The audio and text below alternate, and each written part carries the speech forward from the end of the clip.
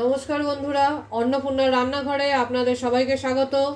আজকে আমি আপনাদের দেখাবো কাঁচকলার কোফতা। এটা একটা খুবই ভালো নিরামিষ রান্না, যেটা সাধারণত লোকে করতে পারে না। আপনারা এটা খুবই সহজ পদ্ধতিতে দেখুন।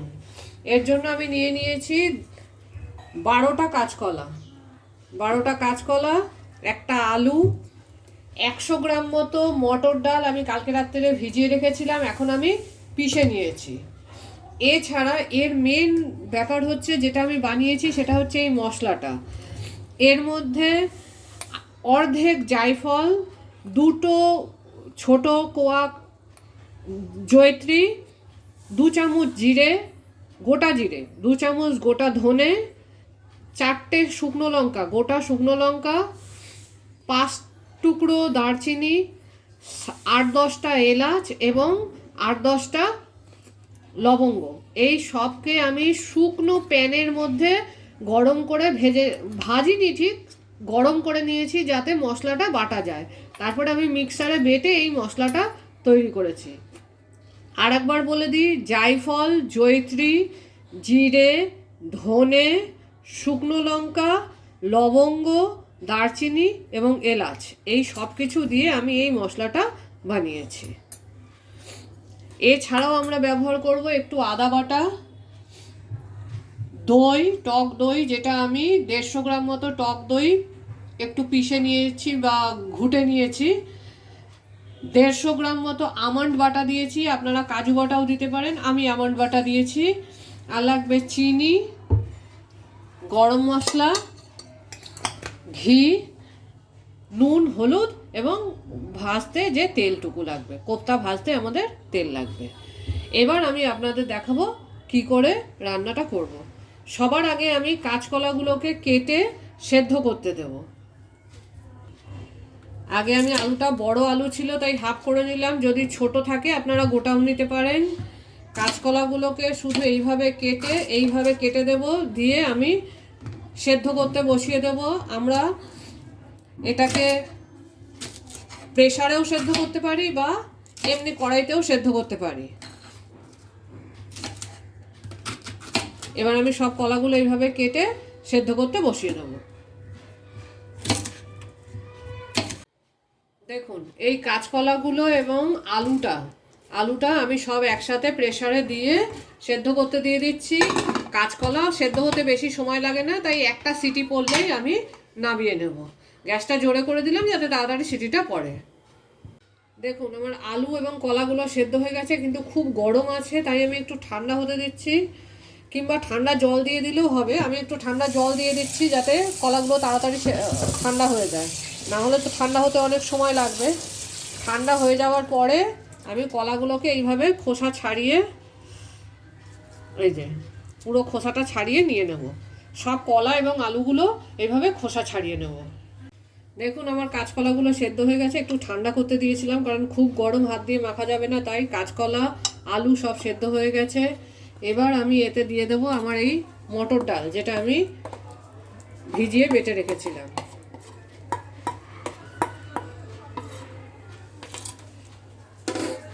এতে দেব 2 চামচ আদা বাটা,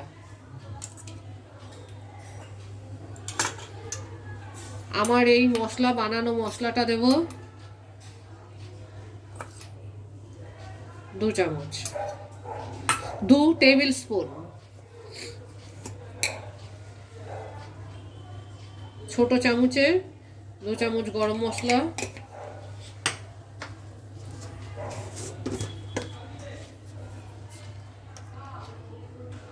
টিস্পুনের 1 স্পুন নুন, আর অল্প একটু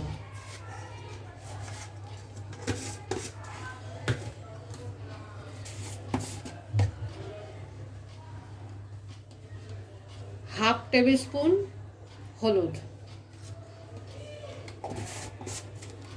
এবার আমি এটা সব কিছু দিয়ে ভালো করে মেখে নেব।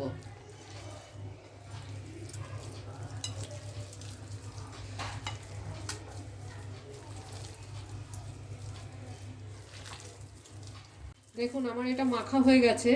এটা আমি গোল করতে পারবো, কিন্তু তাতেও মনে হচ্ছে একটু ছেড়ে যাবে।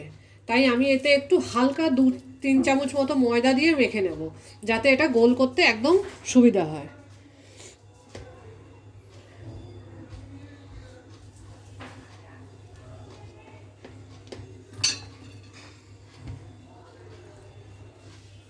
আগে 2 চামচ দিয়ে নিলাম। 2 চামচেই আমার হয়ে গেলে আমি আর দেবো না, মনে হচ্ছে হয়ে যাবে। একটু শুকনো শুকনো হবে, তাহলে আমার গোল করতে এবং ভাজতে সুবিধা হবে, তাহলে তেলে ছাড়লে আর এটা ভেঙে যাবে না। এটা কিন্তু খুব ভালো করে মেখে নিতে হবে, গোটা গোটা থাকলে কিন্তু ভাজতে অসুবিধা হবে। দেখুন এটা কিন্তু আর ল্যাট ল্যাট করছে না। এবার আমরা এটাকে ভালো করে গোল গোল করে এইরকম তেলে ছাড়বো। আগে আমি গোলগুলো করে রেখে দেব, যাতে আমার তেলে ছাড়তে আমি তাড়াতাড়ি ছাড়তে পারি। এবারে আমি সব গোলগুলো করে নেবো একটা একটা করে। দেখুন আমি একটু হাতে তেল লাগিয়ে নিয়েছি, যাতে ভালো করে করতে পারি গোলগুলো।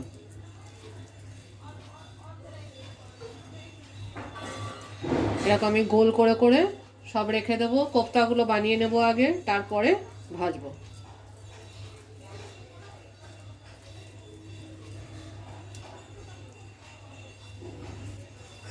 দেখুন আমার কোফতার বলগুলো রেডি হয়ে গেছে।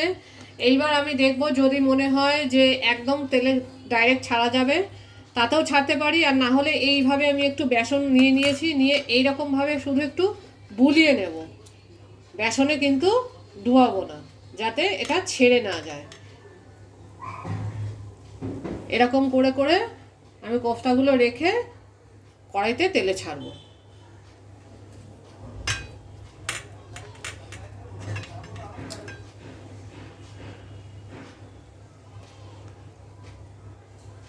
আমার কিন্তু ভাজার জন্য তৈরি হয়ে গেছে। এবার আমি এগুলো ভেজে দেখাচ্ছি আপনাদের।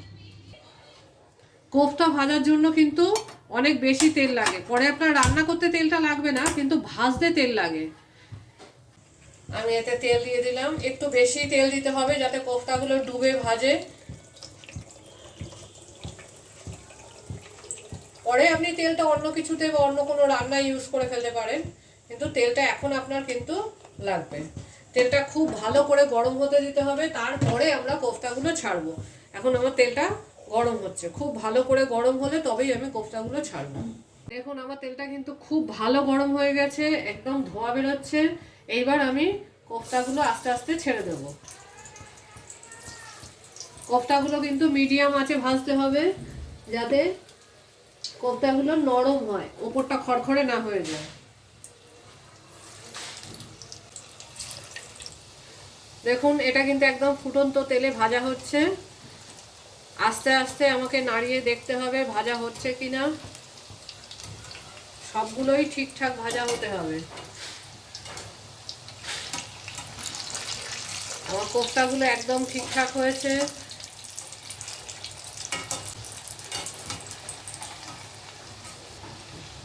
দেখুন কোফতাগুলো আস্তে আস্তে ভাজা হচ্ছে, হালকা লাল হয়ে গেলে আমি এগুলোকে নামিয়ে নেব। একটাও কিন্তু আমার কড়াইতে লেগে যায়নি বা ভেঙে যায়নি। এইভাবে আমি সব কোফতাগুলো ভেজে নেব। দেখুন আমার কোফতাগুলো ভাজা হয়ে গেছে। এবার আমি কোফতাগুলোকে তুলে একটা জায়গায় রেখে দিচ্ছি। এইভাবে আমি আমার সব কোফতাগুলো ভেজে নেব।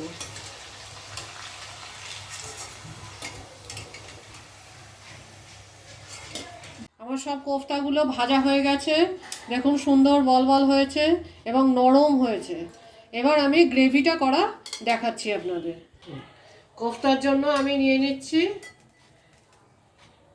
2 টেবিল স্পুন তেল। তেলটা গরম হচ্ছে। এইখানে আমি শুধু একটুখানি দারচিনি ফোড়ন দেব, আর কিছু না।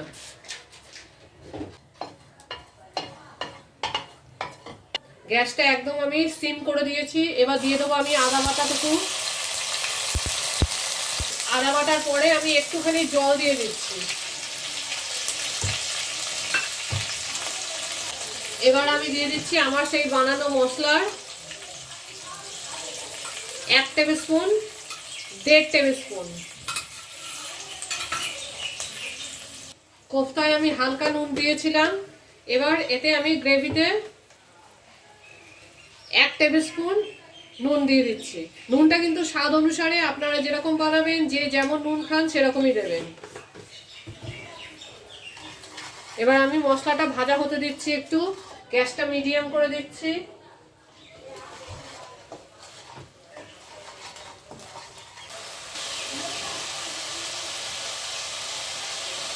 দেখুন মশলাটা থেকে তেল ছাড়ছে।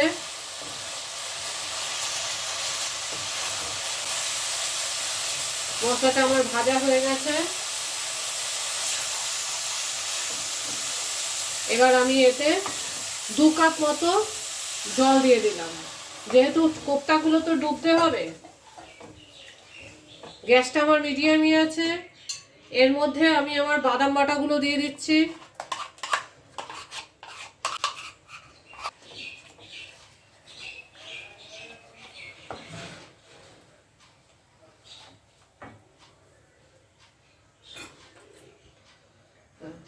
বাদাম বাটা দিয়ে দিয়েছি। এর মধ্যে আমি দিয়ে দিচ্ছি 2 টেবিল স্পুন চিনি।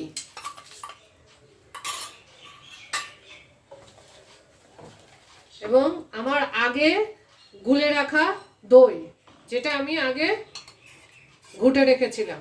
আগেই বলেছি 150 মতো দই ঘুটে রেখেছিলাম। এবার এটাকে আমি ফুটতে দেব।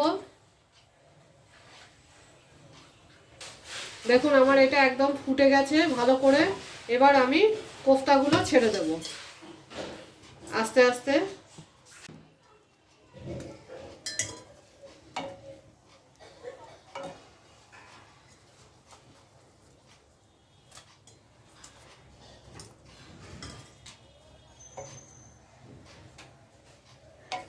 আমি কোফতার বলগুলো ছেড়ে দিয়েছি।